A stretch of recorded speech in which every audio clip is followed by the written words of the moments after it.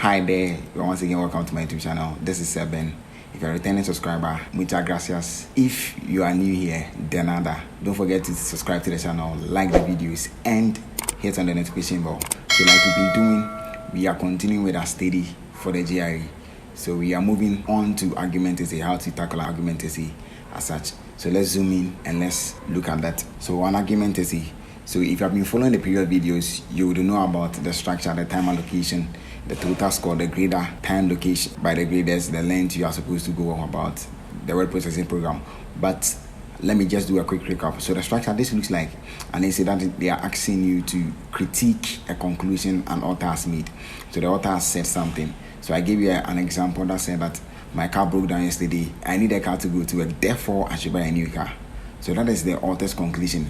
He's going to buy a new car because his car broken down. But you think that there are loopholes. So the structure is for you to look for the loopholes in the statement. There are assumptions he has made and critique it. That is to tell him that he cannot say that if your car is broken down, go and refix it or go and hire a car or something. So that is that on the structure of the argument essay. The time allocation is 30 minutes to write the essay. The total score, it will be marked over 6. To get out the analytical essay, you are going to mark it over 6. The graders are people like us doing their graduate studies. So they are marking on part-time basis. So because of that, because they are being marked or being paid by script, they are going to assign little time, allocate little time to your script so that they can make more money as they mark. The content, it is advised to write plenty, that is quantity, but also make sure to make it quality.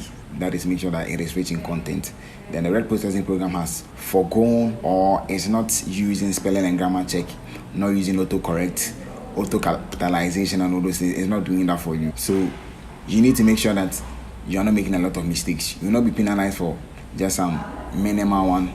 Okay, so like I mentioned earlier in the previous example, what I use, so this is a simplified argument sample.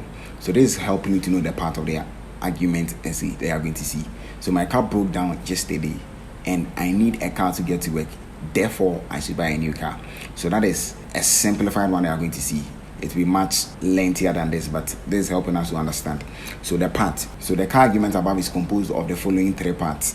So there is the conclusion, the author's opinion, and recommendation for action. So therefore, I should buy a new car. That is its opinion and recommendation for action. Then the premises. So the premises, these are the facts the author uses to back up his or her opinion. Premises. So those are the facts he's using to back. So why is he going to buy a new car? His car is broken down. He needs a car to go to work. So those are the premises. Then the last one, that is the assumptions.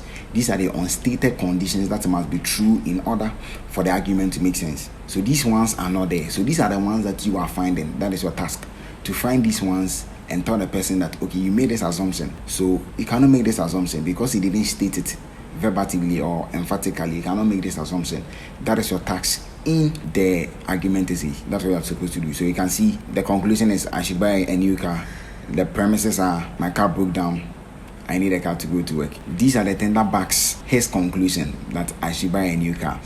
These words help us to know the conclusions. So these are some of the conclusions. So therefore, thus, hence showed that clearly, then consequently, as a result, concluded that. So these help us to know the conclusion the author is making. So you say that, okay, this is conclusion. There's an opinion or recommendation for action. Then the premises as well. These are some words that indicate the premises. Because since, if, given that, in light of, assume.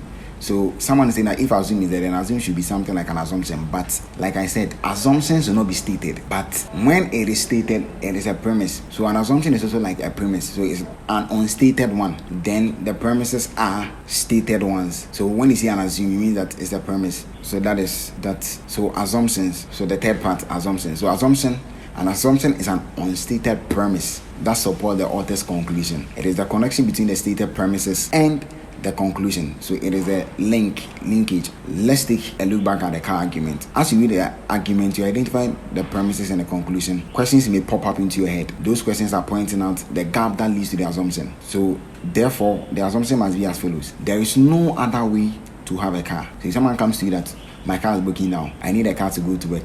Therefore, I should buy a new car. Then it means, okay, questions will be popping into your head. But if he states that there is no other way to get a new car unless I buy a new car, then maybe you will side with him.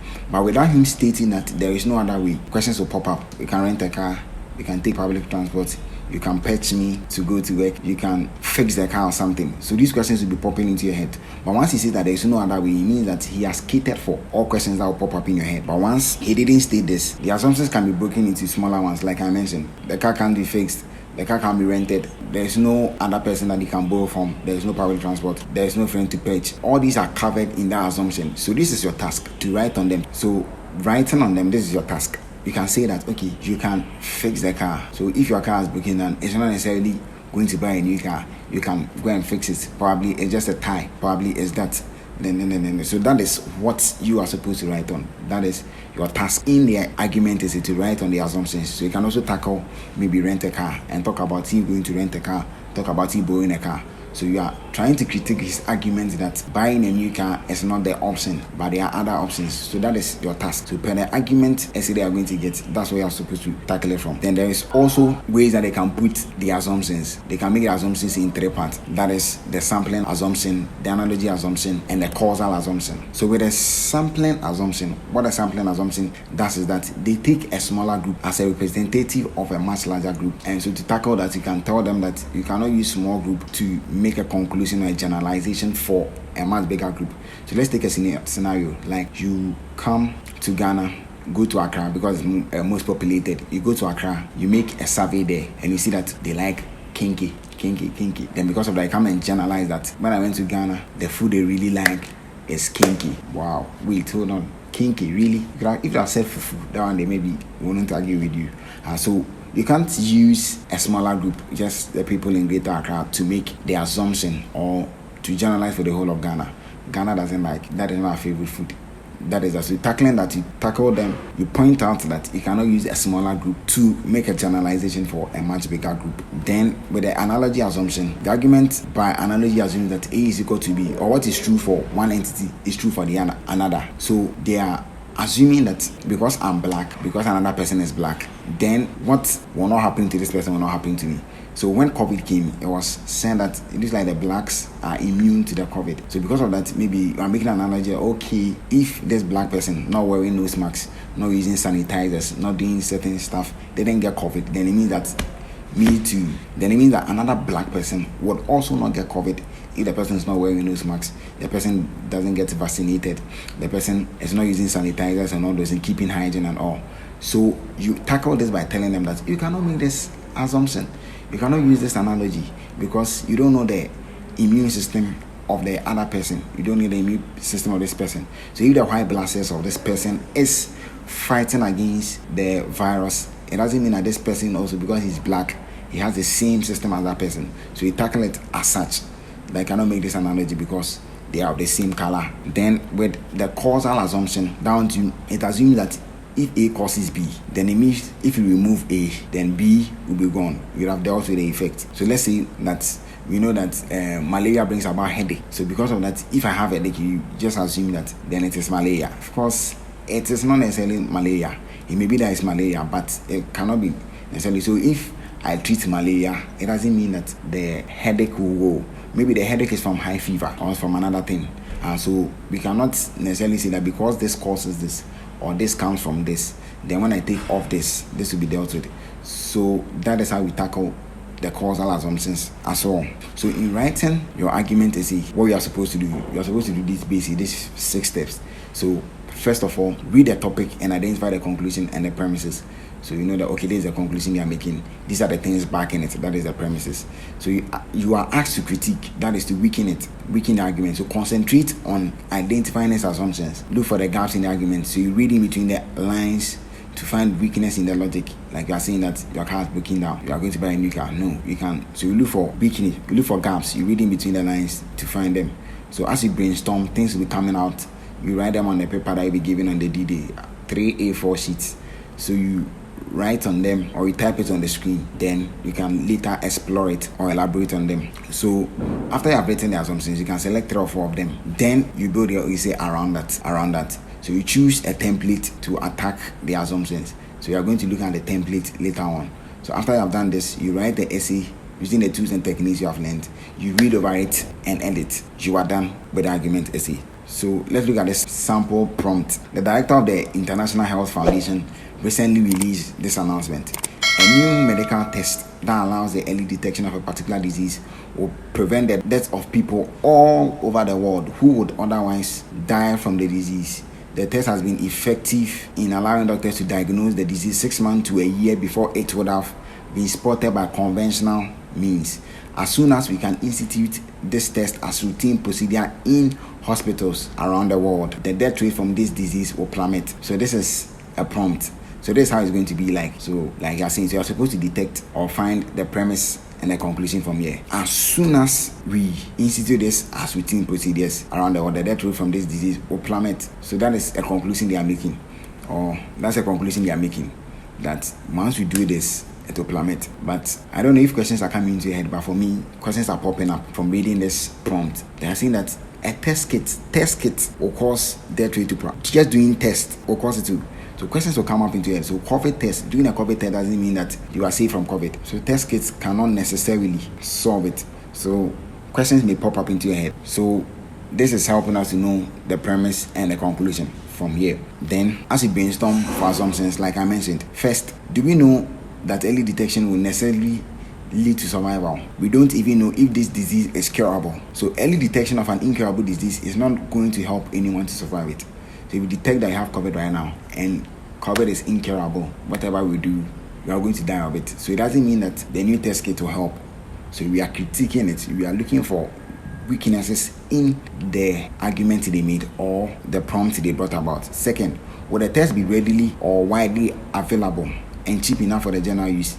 If the test is expensive or available in certain parts of the world, people will continue to die from the disease. So let's say being in Africa, the test kits are available in Asia. So it means that I'm supposed to pick a flight from wherever I am to Asia to go and do the test. If the person doesn't have money, the person will not go, the person will still die. So you cannot make this assumption that instituting it in hospitals would cause the death rate to plummet. So I don't know if you are getting the point I'm coming from. So that is how we tackle it. And because it's new, maybe doctors would misinterpret it, or even the patients themselves will misinterpret it. Then death rate will plummet is ripe. It's a huge thing that you can explore to tell them that they cannot make this conclusion or make this argument. So after doing all these things, maybe looking at this prompt, getting your assumption you are going to write it, you can use this sample template to write. So after getting it, you can start your essay with your introduction like as such. The argument that, so you restate the conclusion. But for me, when I was writing on the DD, I restated the conclusion and also brought the premises. So like let's say the argument that I should buy a new car because, so I brought in the premises, because my car is broken down and I need a car to go to work. It's not entirely logically convincing since it ignores certain crucial assumptions. So that is my introduction. So after maybe writing the prompt, the whole prompt, paraphrasing maybe the medical, I've gotten you a lengthier one for introduction. Then you come. First point for assumption, you come.